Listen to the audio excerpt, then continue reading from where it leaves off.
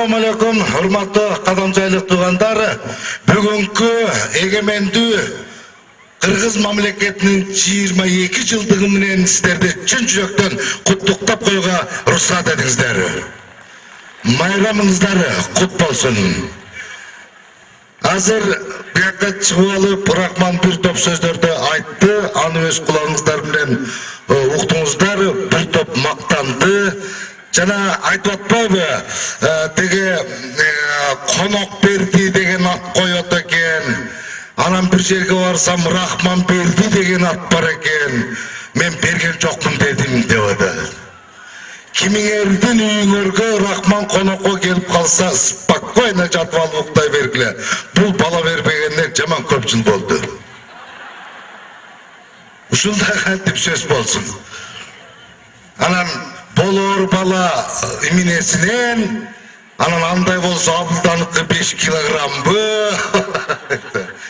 Мен кайдан билем канча экенин? Балким аркаман жүрүп чогултуп жүргөн ушул Рахман билер канча килограмм экенин. Азыр мактанып атат, мен Абылданы Кореяга алып барып, эс алдырып ушундай жер көрсөткөм деп, шермендери чыгарып бүт корейлерге уят кылып келди. Сеулга барсак ушундай кыска убакыттын ичинде өтө тездик менен мындай өскөн шаар экен, өнүккөн эл экен. Өнүккөн ушундан билиңиз, жолдорун шампунь менен жууйт экен. Экөөбүз кетип атсак, бир машина шампунь чачып, суу чачып жууп кетип аткан экен, жанында туруп алып айтат: "Абда, токточу мына машинаны, башымды жууп алайын" дедим го. Корейлер экөөбүздү көрүп алып аябай таң калды. Булар кайсы бай мамлекеттен келген деп. 10 күн убакыт жүрдүк, бир да экөөбүздөй семиз кореец көргөнүм жок. Не жатасың? Мактанганымды айтып атам. Болду дейм, болду. Бир столовый жөтүрдүп атам мен сени. Болду да атам мен. Бир столовый бар экен, эшиктен кирип барат, акчасын төлөп коет экенсиң, ичине кирип алып, каалаган убакытка чейин каалаган тамагыңды жеп жүрө берет экенсиң. Экөөбүз кечке маал кирдик, айттым, чыгалы, болду, кеттик дедим, Эрте менен чыктык го, кара башың жуткур эрте менен. Тамагы түгөнгөндө. Кайра эртеси күнү барды эле, экөөбүздү киргизбей койду. Анын минесин бээрге айтып мактанып атасың. Болду атам мен. Анан ырдадым, анан мен ырдап, анан айжары 15 жыл болду ушул ырдаганына. Ыр жакшы. Эгерде Рахмандан башка бирөө ырдаса, ырдын сөзү, музыкасы бири-бирине шайкеш келип турса, кандай жакшы, туурабы? Сөзү, музыкасы эмес, ошол ырдап аткан кишинин возрастына жооп берип турса кандай сон? Мага эмне жооп берди? Эми ушу сеники ыр болдубу? Ырдын сөзүн карап көргүлө. Аба салкын түн ортосу, ай жарык көпкө жүрдүк, баг аралап айланып. О, нормально. 58ге чыкты. Үйүндө бала чакасы бар, келини бар, неберелери бар. Түн бир убакта бакка сага бокпорду. Сөздү кара. Сен ыктадың, анан мен да сага ыктадым. Сеники ыктай турган көлөмбү? Сен сайыл кыйшайсаң, кулайсың. Бактын баарын талкалайсың. Нага ошондо свети жок отурабыз.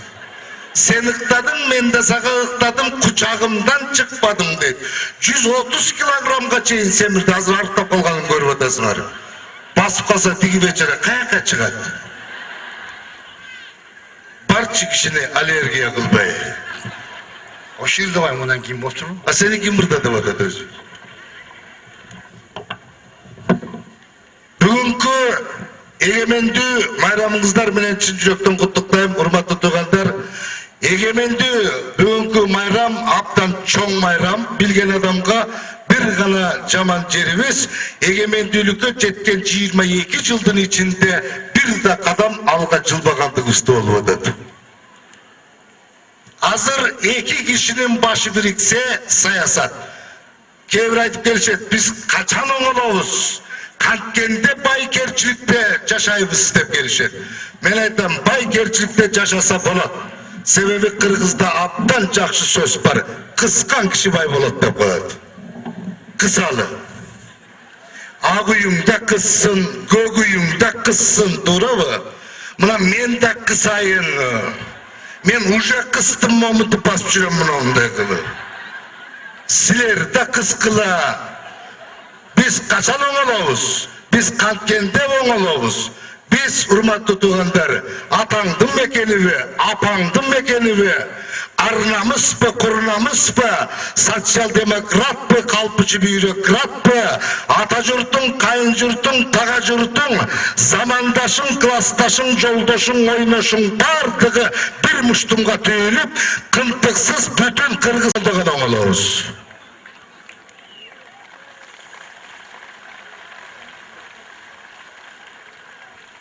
Саясат биягы менен туруп турсун. Жана Рахман айтып келет, сен ырдабайсың деп, мен ырдабайм, себеби Рахманчылеп көрүнгөндү ырдай бербейм. Атаң барбы, апаң барбы, эл бери тансага деген. Жана башка.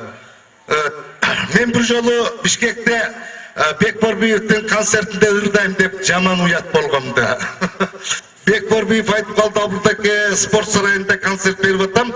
Концертимди алып барып бербейсизби дагы? Анан мен бир ырымды студияга барып жаздырып алып ырдабайсызбы? Обычно сиз ырдабайсыз го, эл аябай сизди таң калат деп калды. Биринчи жолу барышым, студияга барып жаздырдым.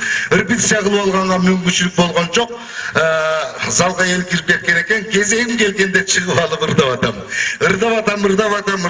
3 куплет ырдап бүттүм, чүгүнүп атам. Эл мени кубаттап кол чаап атат. Мен болбойм келип улам жүгүнүп. Ошентип атсам дальчы кетип калса болобу? Көрсө алыр 4 куплет экен. Мен 3-чү куплеттен уже бүтүп коюп жүгүнүп аткан экенмин.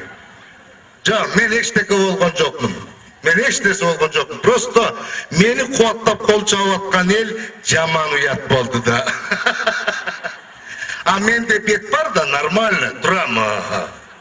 Жана менин бетим жөнүндө көпчүлүк айтып жүрүшөт, Рахманга окшогон күмөндөр, жамбылдарга окшогондар, Абылданын бети казандай, табактай, дамне баладай. Жана күмөндөрдүн айтымына караганда үйгө биринчи менин бетим кирет имиш, анан жарым сааттан кийин анан калганым келет имиш. Туура да, үйгө биринчи бет кирет да, туурабы? Эмне үчүн үйгө биринчи бет кирет? Себеби бетте көз, ооз, мурун жайгашкан. Үйгө биринчи бет кирет. Көз көрөт, мурун жыттайт, ооз салам айтат. Ошон үчүн үйгө биринчи бет кирет. Мен эч жерден көрө элекмин деп аркасы менен кирген кишини. Эгерде ушинтип аркабыз менен кире турган болсок, анда пускай биринчи киргендер салам айтсын. Элестетип көрсөңөр, биринчи кирсе, салам айтса, балким үйдө толтура киши отурат. Анын баары катарынан алик алып отурса, ошол үйгө отуруп болобу өзү? Күмөндөр өзү 7 айлык. Апасы даже күмөндөр боюнда бар экенин билбептир. Жөн эле ичим ооруп калды дейт, барса түшүп калыптыр. Да жакшы жайлоо экен. Ойдо болгондо күмөндөр туалетке түшүп калмак экен. Анда кыргыз эли бир топ күлкүдөн айрылып калмак экенбиз.